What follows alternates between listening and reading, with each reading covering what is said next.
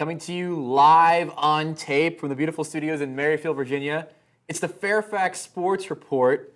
My name is Greg Wyshynski of the Connection Newspapers, BJ Kubarulis of the Connection Newspapers, Jeff Graham of the Connection Newspapers. We are back from our little respite, a little vacation, little R&R, boys. Round of applause for the teams in Fairfax County. We didn't have to write one story this week about a bunch of kids getting suspended off their spring break trips, which I think is a really nice, refreshing thing. You know what I mean? Hey, but there's still time. There's still time. Fantastic. Well, thanks for joining us tonight. It's going to be a fantastic show. We've got a lot to talk about. Some spring break sports to talk about, baseball. We got some soccer. We got some lacrosse, and of course some issues in professional sports and also high school sports to talk about as well. Before we get underway, let's thank the folks that make this show possible every single week. The CCI Screen Printing for all of your screen printing needs. Thank you for underwriting us. 703-978-0257. And Quality Care Ford Service Center, servicing all makes and models. 703-383-6299. And once again, Glow Pucks and 10-cent beer, the one worst ideas in sports history. My book, Amazon.com, and all of the bookstores around. Been doing a lot of press for the book, which has been kind of cool. People calling up wanting to get me on the radio and stuff to talk about the book. It's always good. I'm learning from a pro. Just you get to overhear all the shenanigans. Just listening to you do your interviews, man, it just it inspires We were talking about this before. It's a humbling experience because then you realize what moronic questions you ask in an interview when you start getting asked the same moronic questions in an interview from someone else. So 60 minutes, here I come. Hey, so let's get right to the news and the notes that have happened since we were on our little break. First off, let's talk about an All-American who has come to our in our views. All-American by the name of Thomas, BJ. Yeah, just real quick, I thought we'd mention it. It happened a little bit ago over the break. We haven't had a show since. Obviously, we all know the name of Jasmine Thomas, a player over at Oakton. Girls basketball player, holds all the records there for scoring and will continue to up those records through this year. She was named an All-American by Parade Magazine, so we thought that would be definitely worth mentioning. We've had another All-American this year from another venue, and Scotty Reynolds, a McDonald's All-American that we've talked a whole bunch about on this show, and I figure when it's a national recognition of that sort, it's definitely worth a mention. Jasmine Thomas, congratulations. And being that it's late April, I figure it's time for another Scotty Reynolds update. Oh, man. What's going on with Scott? I mean, obviously the big news, right? Sampson going to Indiana. Now we have a new coach at Oklahoma. What's sort of that situation looking like these days? I mean, at the risk of becoming the Scotty Reynolds show here, I just want to touch on it briefly. We've done a whole bunch on Scotty. Got a chance to talk to him last week. The new news is that Jeff Capel, Virginia Commonwealth University's head coach, right out of the CAA, George Mason University's conference, Capel is taking the job at Oklahoma. Got a chance to talk with Coach Gary Hall of Herndon last week and Scotty himself, just to kind of gauge their thoughts on who Jeff Capel was to them and what he meant to them. And to be very honest with you, they didn't know a whole lot about him. So Capel is very fresh to this area, only 4 years in Richmond. Didn't get a chance to do a whole lot of scouting in the area, so only 4 years, and then he's on to a bigger and better job. Was the youngest Division I basketball coach at the time when he was hired by VCU at 27 years old. Has some coaching experience with VCU, played at Duke University, played Scotty Reynolds' position. So we will stay on top of that story for you, and we'll let you know, I guess, how that progresses, if Scotty's going to keep his commitment, scholarship, and that whole deal with Oklahoma, and how that progresses forward. Now, Jeff, the interesting thing about Capel's hiring, I thought, was it sort of reminds me of the NFL.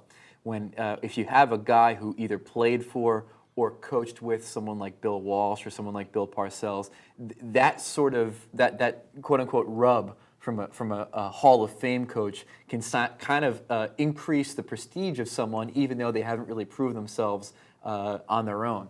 And do you think Capel is the kind of guy, just by virtue of having played under Coach K, becomes a guy who might be able to keep some of these blue chippers based on the fact that they know his pedigree? Well, I think the fact that he's from Virginia, certainly helps him with being able to maybe retain Scotty Reynolds. But like you said, when I heard that they hired Jeff Capel, really the only thing that I knew about him was that he played for Coach Krzyzewski. And I was a little bit surprised to see Oklahoma name him. Obviously, with the CAA doing pretty well this year, that probably worked in his favor. But maybe that just speaks to what type of coaches Oklahoma was able to like get them interested in going there. And I was a bit surprised, but obviously he's like you said, he's from a good pedigree, and I mean we're just gonna have to see how he does. He is a young coach, and Oklahoma's probably not the dream job for Capel, but it is a major program. So if he can keep those recruits, if he can keep Reynolds, they're certainly going to be a young team, but a team that does have talent, and it's going to be interesting to see how he fares. I'm just happy they didn't hire Reddick, because I've seen Adam Morrison cry way too much in the last 2 months, and to see him cry again would have been just overwhelming, I think. I guess the one thing I was interested in to see that in a story that BJ did, that Reynolds, basically said there was no chance of him following, going to Indiana, and I know when he first signed with Oklahoma, he pointed to the relationship that he had with Sampson. He was a major reason why he decided to sign there, and maybe now that Sampson's going to Indiana, it was kind of a shock to Reynolds, and he feels a little bit betrayed, and that's certainly understandable. But I guess Scotty was really put off by that. The sense that I got from talking to him and the tone of his voice, and we talked about the way he had been handling things, and that's one thing that should be mentioned. He's handled things in a really well. The news was broken to him at the McDonald's All-American game, which is supposed to be the happiest moment of his life. And he handled it well, and I think he's handled it like a gentleman, and I think he's been very self-aware through this whole process, knowing that basically recruiting just started all over again for him. He's mentioned that there's been things that he can't mention that have happened since that time. I know he spoke with Coach Sampson about a week and a half after the news broke as well, and Coach Sampson got a chance to explain himself a little bit better to Scotty. There's no hard feelings there. That's what they say to the media, I believe. But I do believe there are some, and you know what? That's to be expected, guys. He's human, and when you sign with somebody, you think you're going to play for them, and they're gone before you even step foot on the court. It's very difficult, and like we said, we'll keep you posted on what happens and if Scotty's going to stay there. And I know that's a big story that a lot of people do care about. Absolutely. Before we move on, I just want to make mention of the fact we've talked about this a little bit in our happy little office, The Connection, this week. School system in Indiana, has decided to do mandatory random drug testing of student athletes. And this is a story that we've covered in the paper in different sort of incarnations over the last few years. I think the last time, BJ, was a story that you did about steroids. Recently, the question I want to put to you guys is this. Should there be a different standard for student athletes than there are for just Joe student? I mean, it seems as though people, when they look at these situations, taking cost out of the situation, because obviously cost is going to be the determining factor whether any school system decides to have random testing for anything. A lot of people look at the situation and say, okay, student athletes, this is a privilege. This is a privilege for you to participate in a sport. It's a privilege to use taxpayer money for different things and transportation, all this other stuff, all the perks that you get. So for that privilege, you should have to submit to X. So my question is it wrong for someone to say that a student athlete should submit to random testing while just some kid who's going to 8 periods of classes shouldn't? Well, it depends, because if they're testing for performance enhancing drugs, obviously that's going to help somebody in a sport. But I assume that they're also going to be testing for all drugs, marijuana, so forth and so on. So. College sports is a big business, and if I know these, this rule in Indiana, maybe it's put forth because people in colleges want to know what type of athletes they're going to get. Are they getting athletes that are taking drugs? And I know back 20, 30 years ago, steroids probably something that maybe only was in the professional ranks, but now you're seeing college kids, kids in the minor leagues getting caught with it. So I mean, it's definitely probably affecting high school athletics. So it's good to test for it, but should a kid who's just maybe can get an academic scholarship, should they be tested for some of these drugs? It's a good point that they make. Jeff makes a good point. He wrote a story this week about a team in Broad Run in Loudoun County that won a state title in 1991. And one of the quotes in the story was one of the former players saying, these were kids back then that you had to throw off the field at the end of the day. And you look at a lot of the guys now, and you don't want to question work ethic, but it's a different mentality. I mean, practice is done in many different ways now. It's not just your high school coach that has the word. It's your pitching coach. Right. It's your personal trainer, and it's become big business from a young age. And scholarships mean a lot. And the temptations are there. There is a policy in Virginia, though, that a principal, if he sees noticeable changes in a student, can install a drug test. I mean, I've spoken to Bill Clendaniel, Langley principal, about this. For a story I did about steroids, and our policy now is not really a policy. Our policy now is just it's open to interpretation. Right. The principal will call on the parents, and they can put that student through that process. And our steroids policy now, and through the VHSL, is education. There's really, and you wrote a column about it when we did the story on steroids. It's really toothless. Right. But they're just hoping to inform kids now, and I think the information is pretty much already out there, just probably not the information they want out Hey, there. just pick up Canseco's book. The thing that always bothered me, of course, and I mentioned it in kind of introducing this to the panel, the cost thing. Yeah. I mean, if we have all of this concern, and when I say we, I mean the community, I mean parents, that whole thing. If we have that much concern about whether or not kids are abusing their bodies or abusing illegal substances, I mean, should cost really be the determining factor? I mean, if there is really that sort of, you can raise enough money to put on a crew program, but if you're that concerned about it, you can't raise enough money to test the athletes if you're that concerned about it? I think you make the point, that concerned about it. I don't think they're really that concerned about it. I think it's the political correctness of the times that we're in that maybe that their hand is being forced. I think it should start with the parents. I think it should start at the home. If you see your kid just put on 30 pounds over the summer because his coach told him he couldn't hit one, he had warning track power, Yeah. ding, ding, ding, there's the red flag. Go take him into the Right. doctor's office. I mean, it shouldn't be, the school system's policing everything about kids. I think I just read a story in The Connection this past week. They're even outlawing energy drinks now. Right, I mean, right. where is it going to stop? It has to be, the buck has to stop with the I parents. agree with BJ. It should start with the parents, and like my fiance just told me this week, she had to take a drug test for her new job. I mean, in school, athletics is kind of your job. Going to school is a 17-year-old. I mean, that's their job. Yeah. And if good. I mean, I think good for Indiana to put that in. Cost is a concern, but if they have enough money and people think it's important enough, then good for them. I put on 30 pounds over the summer once, but I was closing at Burger King when I was in high school. Cheeseburgers don't count, you have no man. idea how many were they? fish fillet Whoppers I was able to bring home, pro bono. Jesus. Fish fillet Whopper. Yeah, all part of the perks. All right, let's talk about. Can you give me a job? I can't. I don't have the hookup anymore. Let's talk about real briefly the VHSL. Some news on that front, Mr. Kubaroulis. Wrote a story last week, got a chance to go to the Northern Region Council's committee meeting that they have at Marshall High School in the first Wednesday of every month.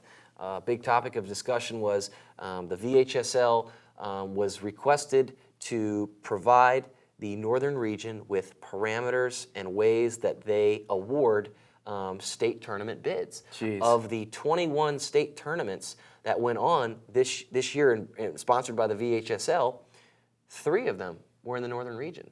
The rest were dominated by the Eastern Region and the Central Region.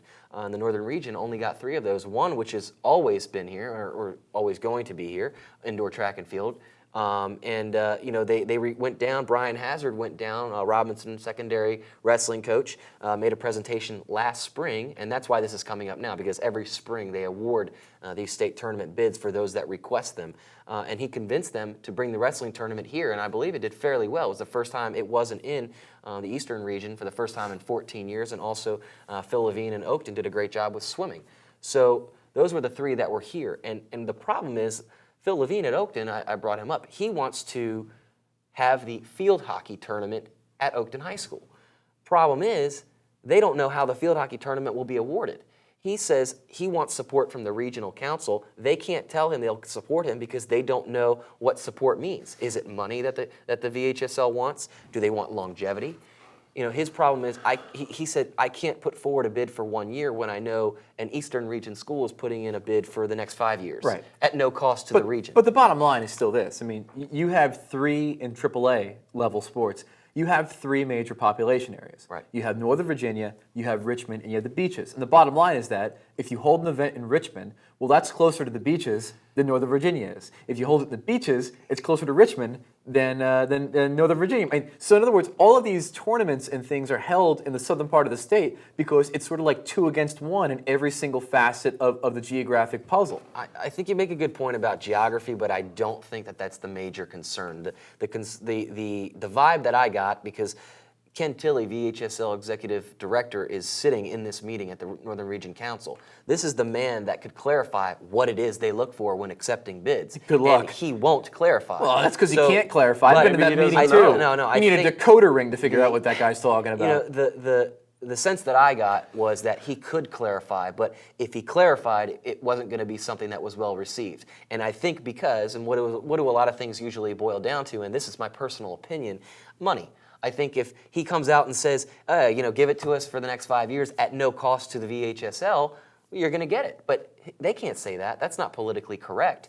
And when you have other schools that are doing that and they're getting the bids, do the math. I mean, that's how these things work. I don't think it's geography. I think it has a lot to do with what can you do for me? I'm the VHSL. What are you going to do for me? Gotcha. Well, I'll tell you what I'm going to do for you boys right now. I'm going to transition to the baseball notebooks that we have prepared for this show. A lot of baseball action has occurred over the last few weeks. And yeah, we're playing a little bit of catch up here on some of these things, but I think it's important for us to kind of cover the bases, as you will. How about that transition? Cover the bases. Touch 'em all. And touch them all and figure out exactly what's going on in the world of Northern Region baseball these days. Start off in the Concord District. Some surprises in the Concord. Obviously, the configuration of that district is a little different this year with Robinson and Fairfax moving in. But right now, it appears as though the Westfield Bulldogs are the top dogs in the district. Well, they are the top dogs, and I got to see them last night, and lo and behold, they lost their first district game to Hernan. So, I mean, like you said, it's a topsy-turvy district. Last night, Hernan beat Westfield 3-2 in a great game. Daniel Lamardozzi for Hernan pitched a great game for the Hornets, gave up 3 hits. But the Concord district is up and down. You like I was talking to Coach McCulloch, Hernan's coach, after the game, and he said, you would think some of the teams at the top, like Robinson, Oakton, Westfield. But when you look at the standings, Hernan coming into that game was 6th, and they had a 6-3 record overall. Oakton, who's been one of the top teams in the region over the last 5 years, is at the bottom. So you really don't know what you're going to get. So I think this Friday kind of wraps up the first half of the season for the Concord district, and you're going to maybe see things kind of shake out a little bit. But teams like Fairfax has really been surprising. They've won a lot of games. Centerville and Chantilly have played real well, and Hernan has been a little disappointing. Oakton, certainly has disappointed. Robinson got off to a slow start in the first half, so it's really going to, I think, take this second half to really see what you got in the Concord. And it should be said that Coach Bill Evers with Robinson, I spoke with him this week, he feels as though the team has kind of gotten back on track a little bit after having a slow start in the district. I think there have been some difficulties with the team's pitching and defense. That seems to be coming along a little bit better. The bats have been there for the Rams, so they're going to get back on track, it looks like. And, of course, the real surprise in the district, in my opinion, based off of what they had last year and the youth that they had this year, the Fairfax Rebels, they're right in the thick of things. Coach Freeman has that team playing really well, and the most impressive thing about that team, and it's something that they haven't necessarily had in years past, is they've got a real chemistry this year, and you can see it in the way they act. You can see it in the way they carry themselves. They're one of these teams that's first to practice and last to leave, that kind of thing. So they're a team to definitely watch. They've got good, strong defense up the middle of the infield. They've got some decent pitching, but their bats are what's really been the story, and they've been able to outscore a lot of opponents versus putting them down when the you arms. when you talk about Fairfax entering the Concord, in a lot of sports that we've seen, they haven't fared very well at all. And I think outside a bad loss to Hernan, they've played pretty consistently. But if you talk a team that's been disappointing, you'd have to talk about Oakton. I know they've dealt with some injuries, and they continue to deal with those, but still they are not playing well. Yeah, they're not playing well at all, and they are struggling. But like you said, injuries, guys. And sometimes when you lose some key players, I don't care what sport it is, you're going to struggle. They've lost Curtis Eward sliding into second during a scrimmage in the beginning of the year before the season even started. This is a kid at Westfield last year, Jeff, and this is something I've told you many a times. This kid hit 3 home runs in one game over the fence at Westfield. Wow. Now, if you've been to Westfield and you've seen the fence, I believe it's 24 feet tall, if I'm correct. It's not the biggest field, but the fence in center is tall. kind of like Fenway. You have to hit it high. You're not going to hit any line drives out in center, but if you can get the ball high, and I remember watching a soccer game and hearing about every hour a big ping and turning around and seeing who the heck's that running around the bases for Oakton, and it was Curtis Eward. But he's a beast. I mean, the kid's going to GW next year. He's already got a scholarship, and this is a kid that was played well for the football team and was expecting to do even better for the baseball team, and just hasn't had his opportunities to get on the field. Chris Despins is another player that hasn't been able to do a whole lot for Coach Scott Rowland. He played basketball this year, blew out his knee earlier in the year, and had some trouble, had some more injuries before the baseball season. So just a kid that's a big-bodied guy that can do a lot for Oakton, just hasn't had the opportunity. I know he got 2 hits last night. Oakton got one of their first wins in the district. They're at 2-3 and 6-5 overall. I got a chance to talk to Daniel Lombardozzi today of Herndon, and you saw him last night playing against Westfield in that loopy game that you were at. But this is a team that's also been disappointing a bit. Everybody's got them pegged to do major things in this region, and right now they're sitting in 4th in their own district. Right. And they've suffered some difficult losses, I believe, to Chantilly and Robinson. They had a couple one-run losses. They had a one-run loss to Oakton before spring break, but that's the thing. When you in baseball, if you have a number 1 starter, they can go out and beat any team you play against. But when you don't have a number 1 starter on the mound, sometimes you can struggle. And I know in Herndon's case, they left 9 men on base last night. I think they put probably about 14, 15 guys on base, only scored 3 runs. Coach McCulloch said, we could have scored 15 runs, but getting the timely hit when guys are on base has been a struggle for them. And when against teams like Westfield and some of those bigger matchups, you got to get those timely hits to win games. And that was the same situation last night, Oakton and Fairfax. I mean, Fairfax left a ton of runners on base against Oakton. They, of course, draw Westfield later this week. It's sort of a big week for Fairfax, coming off a pretty successful spring break trip down to Florida, where they had the Oakton game, they have Westfield, real kind of barometer week. They lost the front end of that, and we'll see what they do against the Bulldogs later this week. Right. Looking at the Liberty District now, not really a... it's kind of funny. I mean, every time you want to count out Pudge and the Warhawks, man, you look at the standings, and lo and behold, not only are they at the top, but they're rolling over everybody. Yeah. Joey Kamai must be doing some assistant coaching exactly. over there. He's got no time for inside baseball. Last year he was a rookie coach, and they struggled to 10-11, but this year 12-0 and getting back up there in the national ranking. His scouting skills must be unbelievably good this year. I'll tell you, Joey Kamai's really got that thing turned around over there at Madison. I got a chance to talk to Pudge, yesterday over at Madison High School, and they are totally excited, and as they should be. A couple years back, they won the state title. They went 29-0, undefeated under Pudge, and after that, they were ranked, 3 years in a row. Well, last year they really suffered. They went 10-11. They lost to, get this, guys, they lost to Marshall, and when you're Madison and you lose to Marshall, that's something that probably will still weigh on your mind for some of those kids that were seniors on that team that are now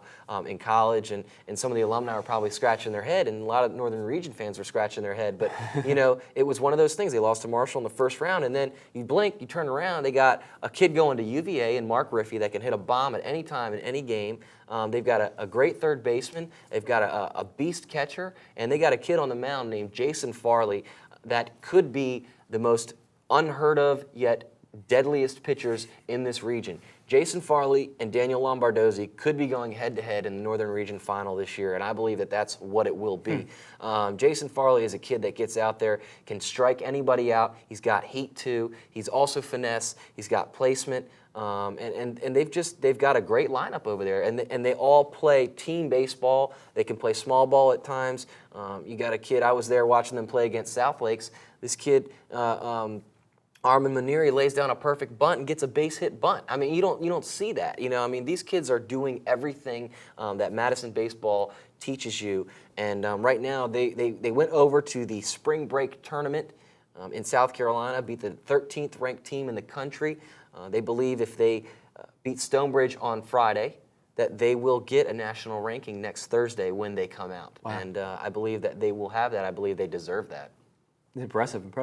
Talk a little bit about Stonebridge and their entry into this district this year. What has it meant for the Liberty? They're playing pretty well, and actually there's a matchup this Friday. Stonebridge is going to host Madison, and looking at Madison's schedule, BJ and I were talking that maybe this may be the one chance for Madison to go down. Obviously, they could probably lose at any point, but if they're playing well, Stonebridge is a team that could take them out. And Sam Plank over there, has built a program from the ground up. I got a chance to cover them since their inception. I think when they played at Double-A level, they made the playoffs for region playoffs for 3 years. They won 3 district titles. So they're a team that's well built out there. I know they graduated quite a few seniors last year, but they returned quite a few impact players. Mike Stancic is a young kid over there. Ryan Sugars, Chris Zaria over there, two impact pitchers. So it'd be interesting to see how they fare against Madison. I would expect Madison's probably the favorite, but Stonebridge over there, they usually play well, when they're in front of their home crowd. So it's a good one. I expect to be out there. And knowing Sam Plank the way you know him and the way I know him a little bit, he's gunning for Madison. Oh yeah. I mean, Stonebridge, when they joined the AAA this year, a lot of people questioned whether they could have success. The volleyball team had success. Football team obviously went to the state title game in Division 5. So, baseball team, is another program over there that could do good things on this level, and they've proven thus far they're able to win. And again, it's an interesting point you bring up as far as the bragging rights kind of situation between the Loudon School being in Liberty playing these Fairfax County teams. I mean, you saw it with the Stonebridge football team. I mean, they tried to downplay it a little bit in the postseason in Division 5, but you could see it on those kids' faces when they beat Edison. That was not only them winning a title, but them making the statement that this is, Loudoun County constantly gets overlooked in favor of Fairfax County in sort of the regional coverage aspect of it, and to beat a team like Madison in baseball. Right. I mean, that's huge. And Plank was an assistant coach for Mickey Thompson on that football team, so he's been there, and Plank's an old school guy. He grew up playing baseball, so I expect him and Pudge to kind of go at it this Friday. There you go. One more thing about Liberty I want to mention. I guess we should also mention the little preview of a game coming up later this week. Matt Noble on the WT Woodson team. WT Woodson is sort of a 500 team right now, but this is a kid with 2 dingers, 13 RBI, hovering around 600 right now. Really one of the best sluggers in the northern region, and he's been one of the more consistent hitters on a team that hasn't had a whole lot of consistency at the plate this year. So I want to just give him a little spotlight, having a great season for the Cavaliers. Speaking of spotlight and a great season, I mean, let's mention the Liberty teams down the row here: Madison, Langley, Stonebridge, South Lakes. Did you hear that? South Lakes. Okay, let me tell you a little story about South Lakes. They won 7 games last year, guys. This is a team that was very young last year, and I talked to Galvin Morris early in the season, and he said, we're not using that as an excuse anymore. The youth thing is out the door. And I think they trial by fire last year, and I think a lot of these guys learned from that. They got a pitcher over there, and Tommy Gately is 2-1 on the mound. He's got a 2.92 ERA, and he's just got 17 strikeouts on the season. That's helped lead South Lakes to a 5-6 record right now, and they're almost got as many wins as they had all of last season. So pretty impressive for what they've been able to do in just a year over there. Brian Crawford, another pitcher, he only has a 1-2 record and 3.44 ERA, but he's got 23 strikeouts. And he's probably been going up against the top teams, the top starters for other programs. So I mean, South Lakes, I remember talking to Galvin earlier this year too, and asking him, who he had, over there, and he mentioned like 2 or 3 kids, and then he said, he was mum on all the rest of his players, so maybe playing a little coy, but they're doing well. And they got 2 guys that are doing really well with the bat. Got to mention them real quick. Matt Goosdorf, they call him the Goose over there. Kid's got 1 home run. He's hitting .471 in 31 at bats, and John Huppy's got 1 home run and hitting .400 with 10 RBI. So you don't get that opportunity to see South Lakes do that. They've kind of struggled since the 2000, 2002 area. When I first came on around 2001, 2002, they were a pretty good program. They had guys like Wyatt Torriegas, catcher, who got drafted, Asher Demi, a Braves draftee, but they kind of started to go downhill just a little bit. They had trouble getting a lot of impact players, guys to go out for the team, and they've always been pretty young, but you're seeing some of those young guys perform this year. Absolutely. We should also mention Liberty District Baseball, McLean Langley. Coming up later this week. Always a fun affair when the Saxons and Highlanders get together. That's always a huge game, no matter where they are in the standings. Real quick preview on that. Bryce Morrison will be on the mound for Langley, and Frankie Cavanaugh will be on the mound for McLean. It's going to be a head-to-head matchup. McLean took Langley out in the first game of the season. Langley won the district title last year, and McLean comes up with a first-year coach, in John Thomas, a former McLean grad, and they beat their rivals. So that's that's big for the Highlanders, and I think that Langley's going to take them a bit more serious this time. I got a chance to talk to Coach Farrell over there, and they're going to take it to him. They're putting their ace on the mound. Bryce Morrison has had an incredible season so far for the Saxons. So I think he has just a 1 ERA. So that's a kid that can really get it done. I think McLean needs to watch out, but I think they'll continue to do well if they do the things that they've been able to do throughout the season. Sounds good. Looking at the National District, Edison right now is the cream of the crop. They rise to the top. Undefeated in the National District right now. Yorktown is always a team that is right up there in contention. They're a program that is known sometimes for the bats that they've had. You think back to John Crone a couple of years ago. Crone, Steve Brady. Absolutely. But the arms, never forget the arms in that team. They always have one or two good pitchers, and this year it's a kid by the name of Mike Murray, another kid by the name of Alex Ford that have been pitching pretty well. They're not shutting out everybody. They're not going to be able to just go the distance and put someone down, but they're pitching well enough where Yorktown, you feel as though they're going to be in the hunt all season. Yeah, I mean, when you think of high school, pitching is really where it's at, and if you can get a pitcher that can go out there that can give up 2 or 3 runs a game, I mean that's going to win you a lot of games. I was talking with Lombardozzi for Hernan last night, and I was kind of asking what he was trying to do out there, and he basically said he's known for his fastball, but if he was able to get his curveball over.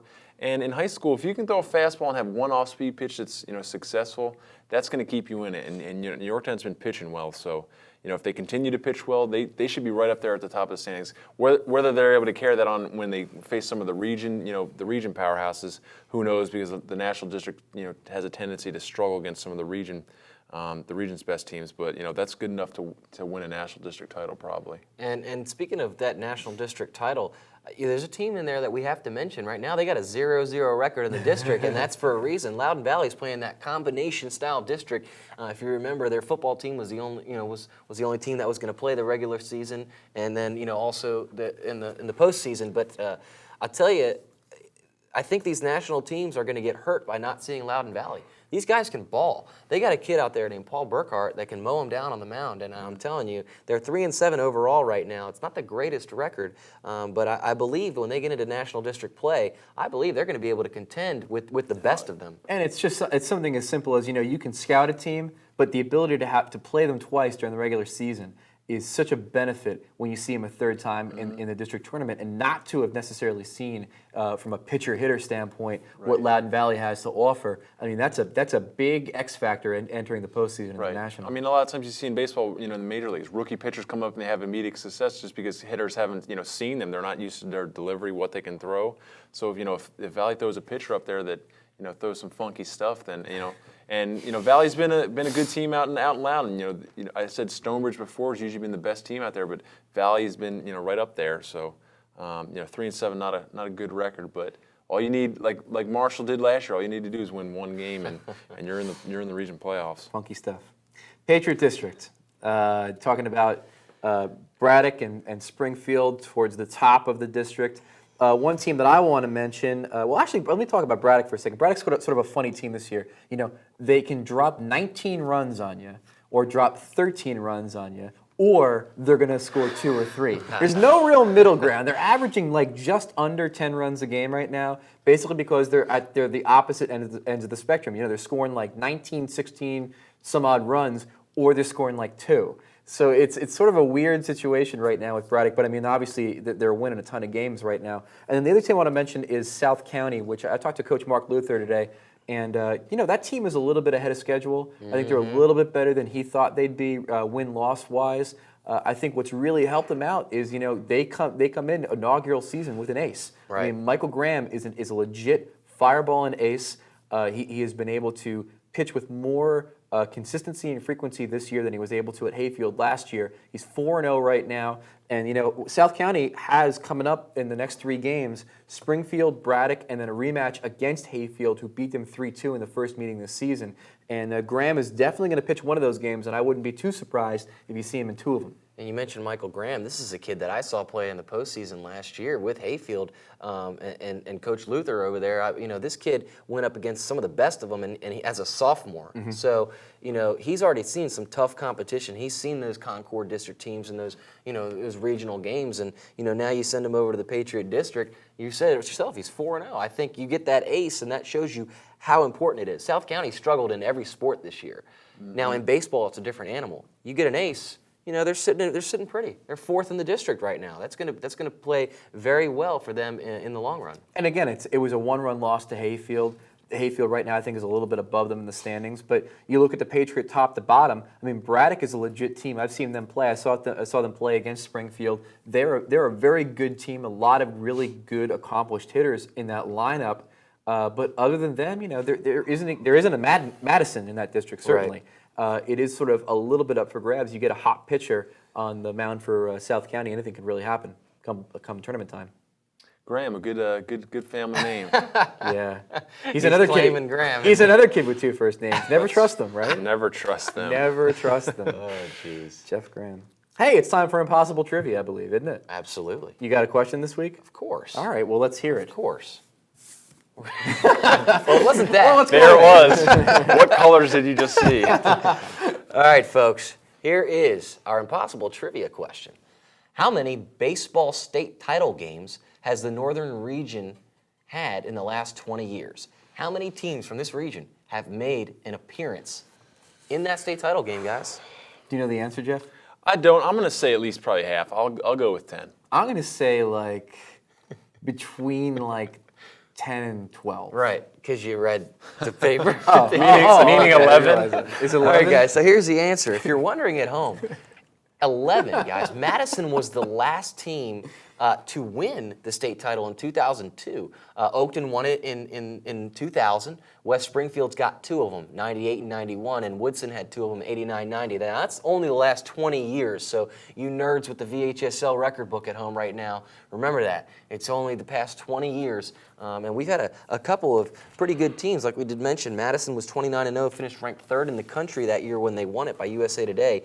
But a quick asterisk I do have to mention, and I don't want Braddock to think I'm picking on him, but I just did notice something. In the last 20 years, or excuse me, not even the last 20 years, since 1993, Lake Braddock has been to the title game twice. 93 and 97, they've lost both games by 1 run each. So, wow. Talk about struggling in the big show there.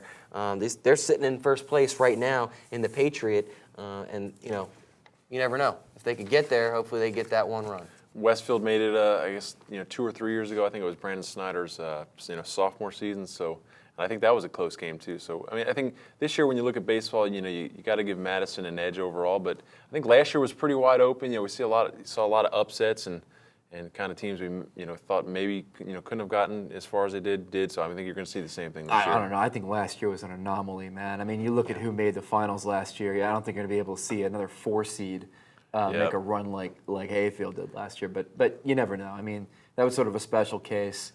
Team getting hot at the right time, special circumstances. But George Mason-esque streak. Princess Cinderella. Well, if it was George Mason-esque, then it would have been Hofstra instead of Hayfield deserving to get into the.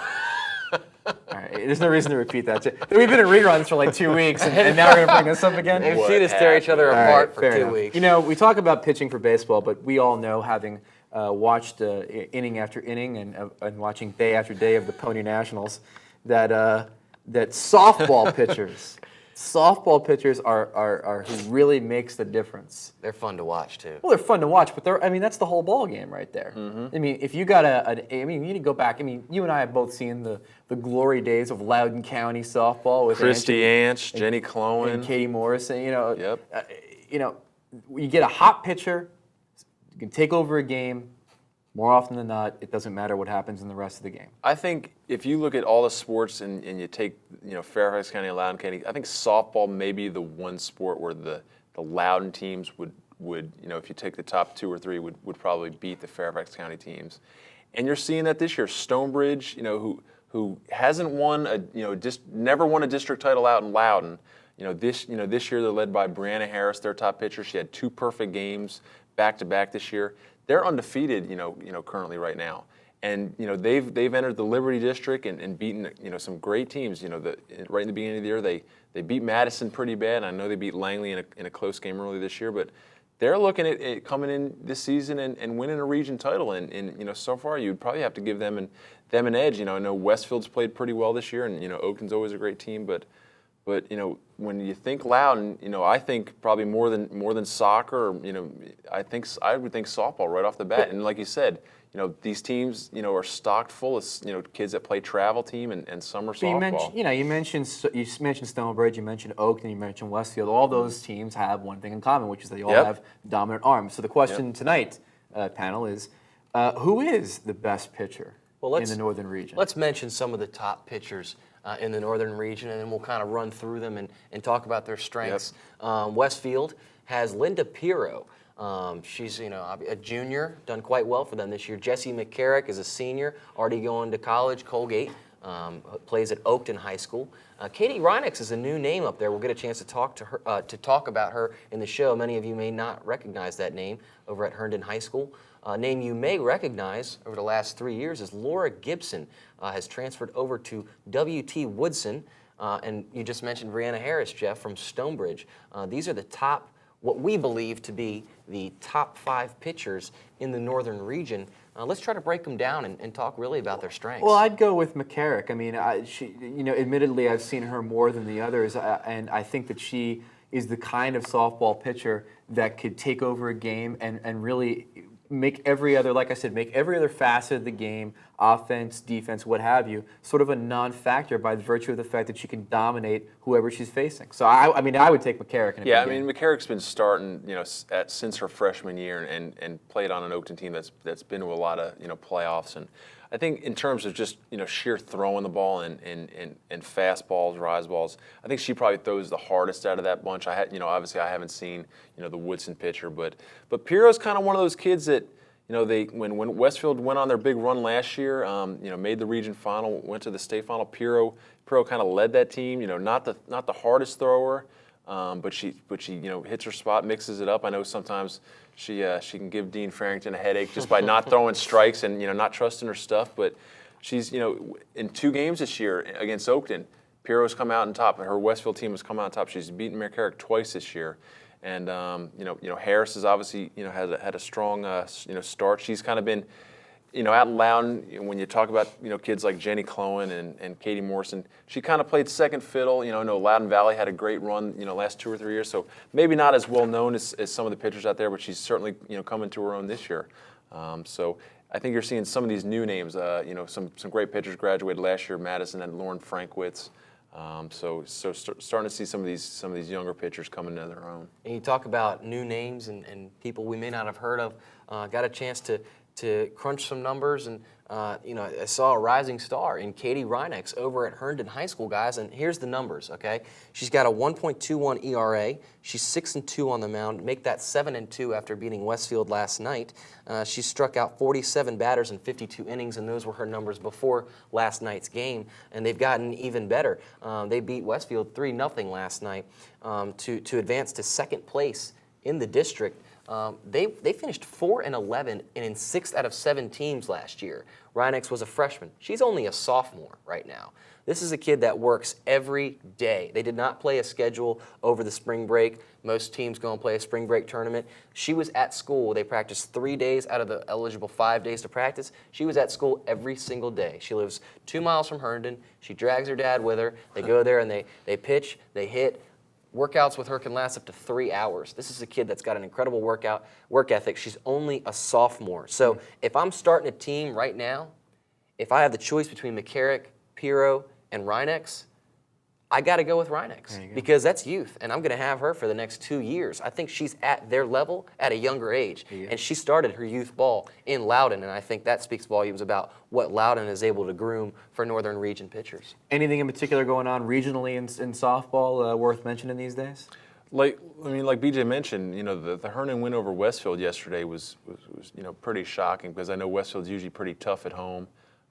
So to put up 3 runs against Pirro, who is, I think only had lost 1 game coming into that game. I mean, that was a real shocker, for me. And I don't know, Reinex, for a sophomore, and to hear her like studying habits, she loves watching baseball, and you don't really hear that at a girls, nowadays. So I mean, that's just great to hear. I want to mention one other pitcher at W.T. Woodson, Laura Gibson, the ace over there. This girl has got a great arm. She's got she's really I guess you'd call her she's got a good mix, okay? She can give you the heat, but she can also place pitches. She's got a nice little a looseness about her on the mound that I haven't seen from a lot of pitchers. A lot of girls go up there, they're very stiff, they're very stale, and they're very worried about the next ball getting knocked out. I saw them play against Oakton in the Braddock spring tournament, and they didn't do so hot, but she was keeping it loose up there. It's her first year away from West Springfield, and she's really leading Woodson into a great position to really do well in the Liberty District. I want to say, and I'm going to check my notes here, I believe, yeah, they are in first place. So I'm glad you're going with accuracy. So, of course, you got to stay accurate. Laura Gibson doing a great job over there at Woodson. Bob Coleman, just happy to have her. And Langley, just right behind them, and Brianna Harris getting it done for Stonebridge. So that's the top part of the Liberty District would be Woodson, Langley, Stonebridge, and then Madison's in there with a pitcher named Kelly Weber that can mix some things up. I think if you check back in another month or so when the region playoffs start to roll around, I wouldn't be surprised to see 3 or 4 of these names in the region semifinals. I mean, just like Greg said, if you have a great pitcher, that's going to carry you, as usually as far as you can go. And speaking of as far as you can go, the farthest you can go in the Virginia AAA state tournament is, of course, the state final. Yes. So we have another impossible trivia question tonight, and the question is, what was the last Northern Region school to win the AAA state softball title? Any guesses, boys? It was Madison, I want to say. What do you say, BJ? I say I wrote the question, so I can't answer. I must be wrong then. Well, the answer, Jeff, is Centerville. Centerville. 1995, over 10 years ago, was the last champion from the Northern Region. And that's they defeated Mills Godwin 6-1 to clinch the region's first title since Langley did it in '92. They beat Atlee 5-1 that year. That's quite a drought, I'd say, with the talent we have up in the Northern Region. Right. That's a little bit of a drought. You don't like to see the Northern Region go that long without a title, especially when you have all the travel teams up here, all the money being spent on a lot of these girls' development, a lot of scholarships coming out of this area. You'd think that we would have won one since '95. If you look at out in Loudon, they've had 3 different state champions since 2000. Broad Run, Parkview, and Loudon Valley have all won state titles within the past. Now, it should be said that there have been a number of Northern Region schools that have made the semifinals and the finals, just haven't brought home the big prize. So they get close. They do get close. They don't win, but they get close. And we should mention, to add to that trivia, I believe since the tournament went official in 1978, we have done pretty well. Madison's got 4 titles, Chantilly has 2, Robinson, West Springfield, and Langley all brought home one trophy from the state tournament. So we've had a good history in it. It just recently it seems like we've fallen a bit back. Now, speaking of that, falling a bit back recently, Northern Region Soccer last year came up empty in the Virginia AAA State Finals. They did. This year, I'm getting the feeling that ain't going to be the case, and I'll tell you why. The Lake Braddock boys look like a juggernaut. And when I say a juggernaut, I'm talking about the kind of team that we saw at West Springfield when Randy May was there. The kind of team that has strong goaltending, builds out to a strong and responsible defense, and then builds out further to a bunch of guys who can put the ball in the net. I mean, you talk about a kid like Gil Costa. He had a goal. He had 2 goals against Langley in a really highly anticipated game on Monday. One at forward, one in the midfield. I mean, this is a team that can score. They've got a solid goalie in Dan Williams. I mean, this is a team that right now is playing the best soccer in the Northern Region, and I think they're going to be the odds-on favorite right now to advance. They could be the odds-on favorite, but there's obviously some there's some talented teams out there. When you look at the Patriot District, Hayfield, Lake Braddock, and West Springfield all undefeated in overall right now. So I mean, and Springfield and Braddock tied. Right. Yeah. There are teams with ties. When I say undefeated, meaning they don't have any. They don't have any losses, which I believe is the definition of undefeated. Yes. Right. Thank you. Or unbeaten. Very good. Very good. Nice. Concord District, Westfield, the Northern Region, title holder, state semifinalist last year, obviously playing well. They've scored 26 goals this year, 6-0-2 overall, playing well. Robinson also doing a good job out there in the Concord District.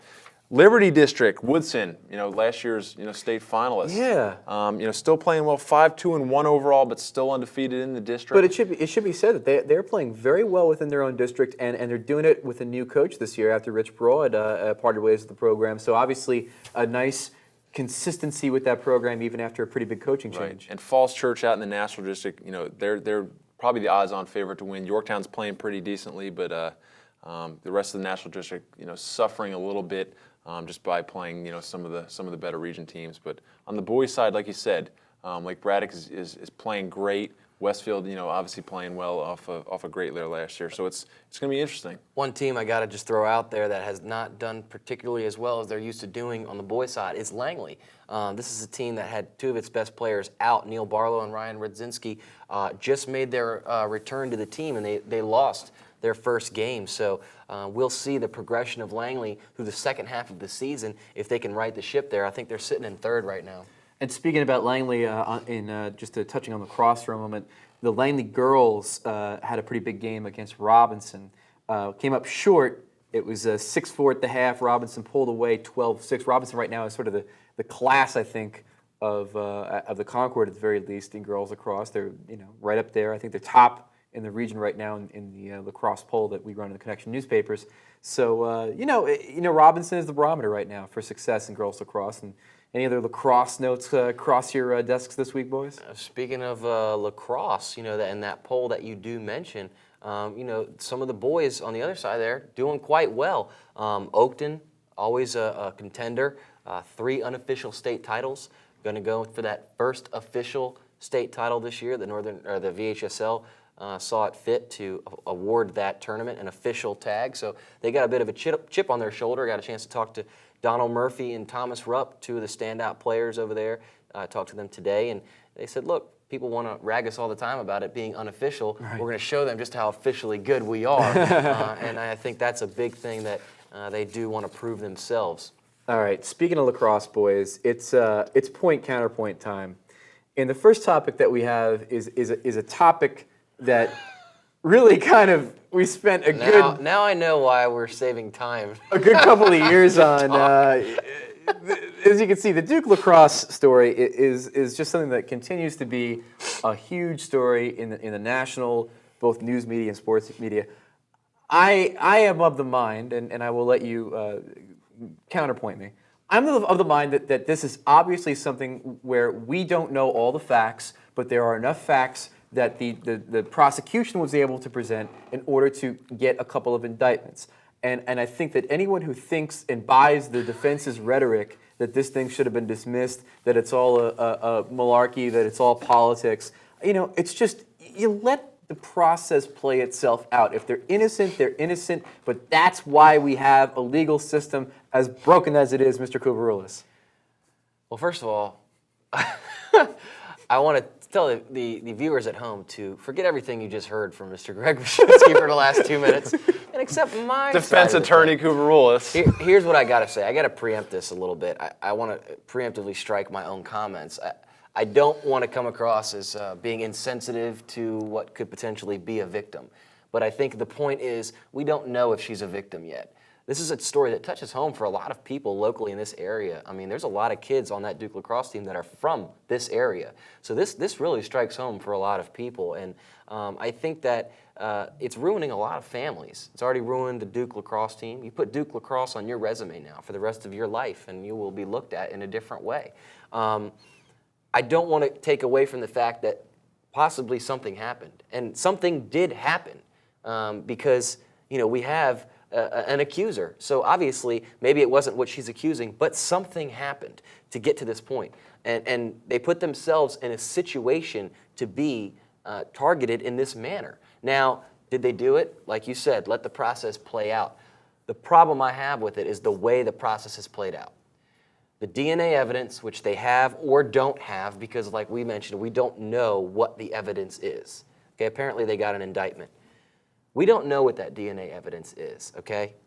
But in any case that I've ever known or followed, if it were rape, and let's just be honest here, rape is different than any other evidence, okay? It's usually he said, she said. Right. I don't know why you DNA test 46 people and then allow the victim to pick 3 people out of a lineup. That is the only thing that perplexes me. If you're going to say that these 3 people did this to you, pick them out of a lineup and then do DNA testing. That's my point. And I'll back off now before I look like an insensitive racist. Fair. Because Fair, okay. I think it's I think it's a hot button issue. I think there's a lot of political motivations in Durham. There's a lot of political motivations in Durham right now as to why I believe this thing is going to be pushed forward. Yeah. Unfortunately, I think no matter what happens, conviction or not, it's not going to be a good result. Right. Jeff, speaking of bad results, you have witnessed the Barry Bonds television program. What are your thoughts on Barry Bonds on Bonds? My thoughts is that, ESPN couldn't find a good way to get quotes out of Barry Bonds. Every time you show him on SportsCenter, he's got his backs to you. He's not answering questions. So what's the best way to get him to talk? Hey Barry, let's give you your own TV show. You can spout off about what and what not. That's all it is. If you want to hear Barry talk and you're not a member of his website, turn on the ESPN at like 1 o'clock in the morning. You can have your fill. I happen to think that the Barry Bonds show is a wonderful, wonderful way to get insight into one of sports' greatest superstars. You are so. I Give your true opinion. I love the opinion. fact that we can now see Barry in his natural habitat, In his playing glory. with children, healing kittens with his powers. You get to see Barry being Barry. Finally, without the filter of the media. Thank you, ESPN, for shedding light on one of sports' true heroes, Barry Bonds the second, or probably the first. Now tell us, Greg, how you really It feel. sucks. It's a farce. But you do get to see him heal a kitten. I think that happens on the show. I haven't seen it yet, but I'm pretty sure we do get to see it with his magical powers. But speaking of magical powers, Jeff Graham, the New York Mets. Even though we can't seem to beat the Braves.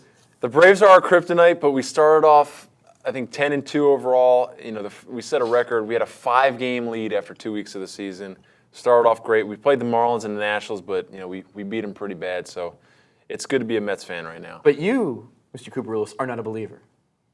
No, well, look, I'm a believer. I think they've put together a great team, but I think that they haven't figured out just how good the Mets really are. I think they've played the Nationals a bunch of times. It's a struggling team. I think now, after the first 10 games of the season, after you really get going, I think you're going to find out just how good the Mets are. And let's also point out that the Nationals were dealing with some front office problems that kind of reared its head this week. Indeed. All right, coming up on the Fairfax Sports Network, want to make mention of the fact that we've got our website, www.fairfaxsportsnetwork.com. Visit the gallery of the photos and the schedule of the games and all that good stuff on fairfaxsportsnetwork.com. CCI Screen Printing, thank you for underwriting us, 703-978-0257. And thank you, Quality Care Ford Service Center, servicing all makes and models, 703-383-6299. And don't forget, Glow Pucks and 10-cent beer, the 101 worst ideas in sports history. You can find it at local bookstores in the sports history and sports reference sections. Me book. Disco Demolition Night, Greg, quickly. Give us a little rundown. The thing about Disco Demolition Night that makes it one of the worst ideas in sports history is the fact that it was built on anger and rage and not on a sense of whimsy. And the absolute worst thing about it was the fact that it attracted a non-baseball audience. If you bought a disco record to the ballpark, you got in for 98 cents. And that attracted a non-baseball crowd. That's a great idea. The first indication of that was when they unfurled a giant pot leaf banner from the upper deck during the game. If you had a baseball crowd there, if you had made it a goofy thing where you blow up a bunch of records, maybe it would have turned out differently, but it was built on anger, and that's why there was a riot and the whole thing happened. Children of Fairfax, continue with your DARE program. Indeed. Do not listen to Mr. Wyszynski Absolutely. and his flags that are being hung from Disco Demolition Nights. Never. Never. Yorktown's girls soccer team is 8-0. We forgot girls soccer.